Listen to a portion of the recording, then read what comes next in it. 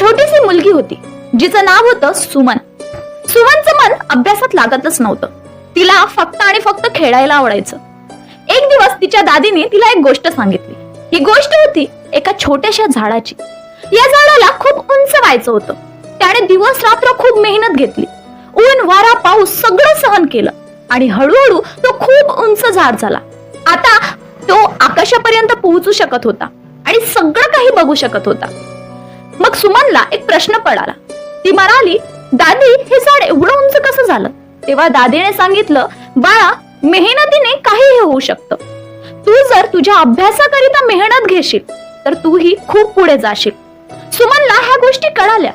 तिने मन लावून अभ्यास करायला सुरुवात केली आणि हळूहळू ती वर्गातील सगळ्यात हुशार मुलगी ठरली. मित्रहो, यातून आपल्याला काय शिकायला मिळतं? नंबर 1, मेहनतीने सगळं शक्य होत असतं.